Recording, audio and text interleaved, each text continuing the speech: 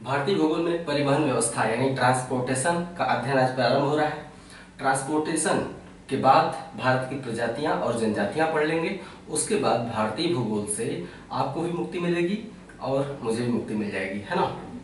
तो आइए भारतीय भूगोल अगले 1-2 दिनों में 3 दिनों में एकदम फिनिश करते हैं। भारतीय भूगोल परिवहन व्यवस्था में सड़क परिवहन, रेल परिवहन, जल परिवहन, वायु परिवहन पढ़ेंगे। रेल परिवहन में उसी के अंतर्गत हम मेट्रो ट्रेनों का अध्ययन करते हैं, जो मेट्रो अलग अलग शहरों में चलाई जा रही हैं, भूमिगत रेलवे। जल परिवहन में ही हम भारत के सभी छोटे बड़े बंदरगाहों का अध्ययन करेंगे। अक्सर आजकल बड़े बंदरगाहों के अलावा छोटे बंदरगाह भी पूछे जा रहे हैं। भारत में 13 बड़े बंदरगाह हैं और 200 छोटे छोटे बंदरगाह हैं। छोटे बंदरगाहों से भी सवाल मैं देखता हूँ पूछ लिए जाते हैं, तो बंदरगाहों का विधिवत अध्ययन होगा। पहले आइए स्टार्ट करते हैं सड़क परिवहन से, है ना। सड़क परिवहन खत्म कर लेते हैं, उसके बाद हम रेल परिवहन पर आएंगे, फिर जल परिवहन, फिर वायु परिवहन पढ़ा जाएगा।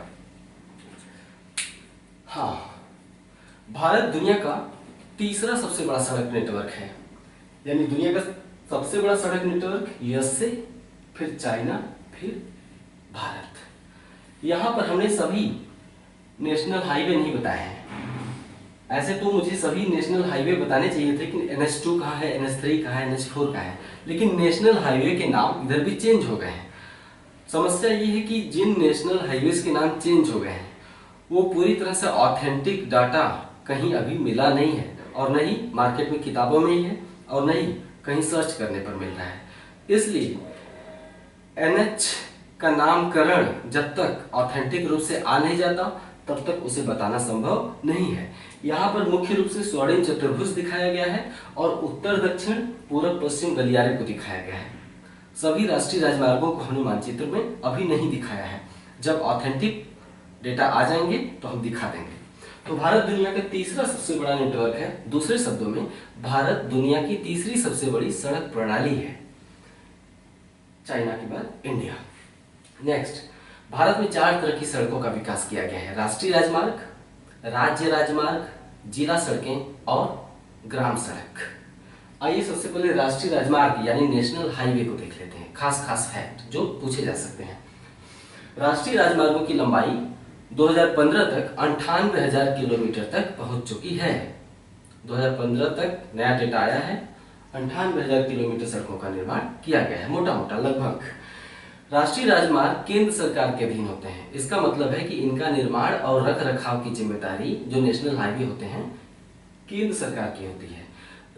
राष्ट्रीय राजमार्गों का निर्माण CPWD द्वारा किया जाता है, यानी केंद्रीय लोक निर्माण विभाग द्वारा।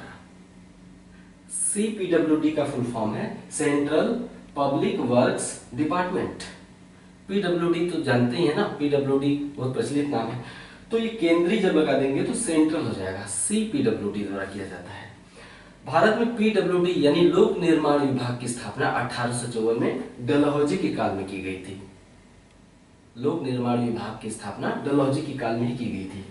हमारे देश में सड़कों की कुल लंबाई का केवल 2% राष्ट्रीय राजमार्ग है, या दूसरे शब्दों में राष्ट्रीय राजमार्गों की लंबाई हमारे देश में सड़कों की कुल लंबाई का केवल 2% है। वो 2% ये नहीं है, बहुत ज्यादा है, हमने सारे दिखाए नहीं है। तो इनकी मात्रा या इनका अनुपात 2% है, लेकिन देश में कुल सड़क यातायात का 40% ये कवर करते हैं। इनकी लंबाई केवल 2% है कुल सड़कों का, लेकिन देश में कुल सड़क यातायात का 40% कवर करते हैं। कारण लंबी दूरी की यात्रा के लिए लोग इन्हीं सड़कों का प्रयोग करते हैं।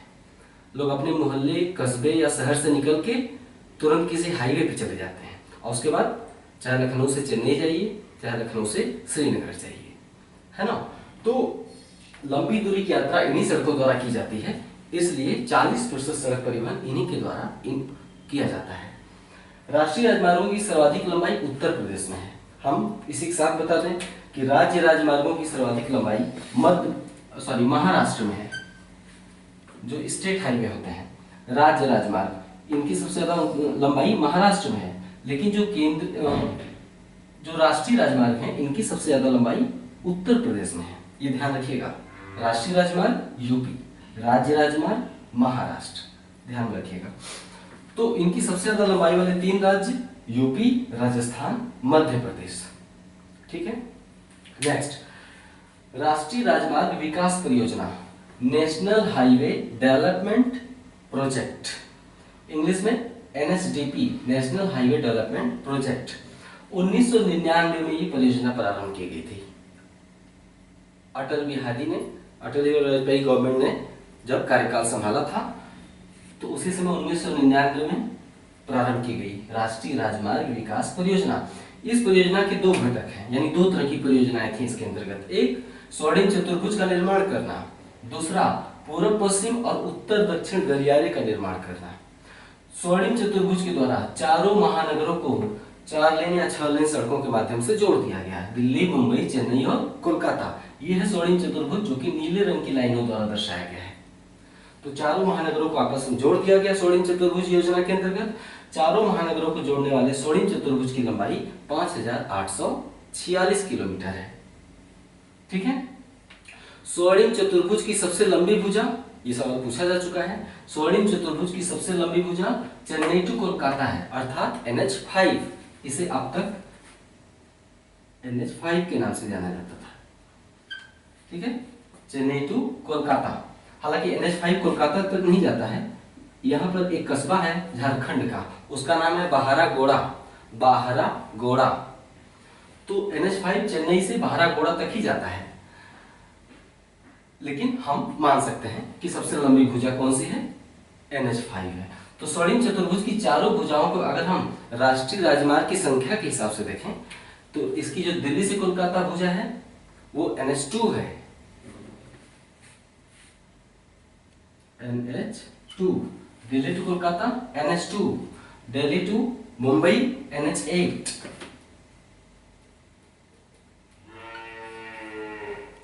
Delhi to Mumbai NH8 and Mumbai to Chennai NH4।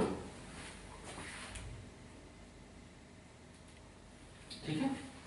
तो इनमें सबसे लंबी भुजा NH5 है, अर्थात चेन्नई टू कोलकाता। इसके साथ ही NHDP का दूसरा घटक था पूर्व पश्चिम और उत्तर दक्षिण गलियारा। उत्तर दक्षिण गलियारा श्रीनगर से प्रारंभ करके कन्याकुमारी तक जाता है। मतलब ये 4 लेन 6 लेन सड़कें हैं। गलियारे का मतलब क्या है, राष्ट्रीय राजमार्ग विकास परियोजना। दूसरा घटक है गलियारा। तो श्रीनगर से कन्याकुमारी जाता है। और पूर्व पश्चिम गलियारा असम के सिलचर से, ध्यान दीजिएगा ये पूछता है, पूर्व पश्चिम गलियारा सिलचर असम में है। असम के सिलचर से प्रारंभ करके पोरबंदर तक जाता है, गुजरात के पोरबंदर तक। पूर्व पश्चिम और उत्तर दक्षिण गलियारा आपस में झांसी में, उत्तर प्रदेश का एक शहर है झांसी, एक दूसरे को झांसी में क्रॉस करते हैं, अर्थात झांसी में ये दोनों गलियारे एक दूसरे को काटते हैं। दोनों गलियारों की सम्मिलित लंबाई 7142 किलोमीटर है। पूर्व पश्चिम एंड उत्तर दक्षिण गलियारों की सम्मिलित लंबाई 7142 किलोमीटर है। ठीक। हाँ, NHDP का विकास भारतीय राष्ट्रीय राजमार्ग प्राधिकरण द्वारा किया गया या किया जा रहा है। भारतीय राष्ट्रीय राजमार्ग प्राधिकरण है, ध्यान दीजिएगा, इसको द्वारा किया गया। इसकी वित्तीय व्यवस्था कैसे की जाती है, इसके लिए धन की व्यवस्था कहां से की गई? इसके लिए धन की व्यवस्था टोल टैक्स। जब भी आप अपनी कार लेके जाएंगे हाईवे पे तो हर 30, 40, 50 किलोमीटर पर एक टोल टैक्स मिलेगा। वहां पे आपको 50 रुपया, 100 रुपया, 80 रुपया, जितनी दूरी उस हिसाब से देना पड़ता है। तो इसकी वित्तीय व्यवस्था एक तो टोल टैक्स के माध्यम से की गई, दूसरा ईंधन कर। ईंधन कर मतलब जब हम पेट्रोल या डीजल खरीदते हैं पेट्रोल पंप पे जाके, तो उसका जो मूल्य होता है उसमें इसका लागत भी जोड़ दिया जाता है टैक्स के रूप में। यानी आप पर लीटर में कुछ न कुछ पैसा इसके लिए टैक्स देते हैं। पर लीटर जो आप डीजल या पेट्रोल खरीदते हैं उसे हम कहते हैं ईंधन कर। तो NHDP विशेष रूप से नेशनल हाईवे डेवलपमेंट प्रोग्राम की वित्तीय व्यवस्था ईंधन कर और टोल टैक्स द्वारा की जाती है। राज्य राजमार्ग, प्रत्येक राज्य के अलग अलग राज्य राजमार्ग होते हैं। यानी उत्तर प्रदेश का राज्य राजमार्ग मध्य प्रदेश में नहीं जाएगा। राज्य राजमार्ग का काम क्या है?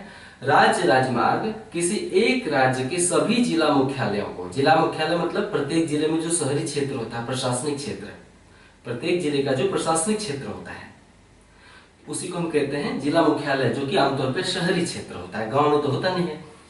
तो राज्य राजमार्गों का काम है प्रत्येक राज्य के सभी, या किसी एक राज्य, कैसे देखते हैं, राज्य राजमार्गों का काम है किसी एक राज्य के सभी जिला मुख्यालयों को उस राज्य की राजधानी से जोड़ना। जैसे उत्तर प्रदेश के सभी जिला मुख्यालयों से एक ऐसी सड़क जरूर निकलेगी जो लखनऊ की तरफ जाएगी। उत्तर प्रदेश के जितने भी जिला मुख्यालय हैं 75, वहां से एक ऐसी सड़क जरूर निकलेगी जो कि लखनऊ तक जाएगी, है ना। तो ये सभी जिला मुख्यालयों को उस राज्य की राजधानी से जोड़ देते हैं, इन्हें कहते हैं राज्य राजमार्ग। राज्य राजमार्गों की सर्वाधिक लंबाई वाला राज्य महाराष्ट्र है, महाराष्ट्र। उसके बाद गुजरात, फिर एमपी।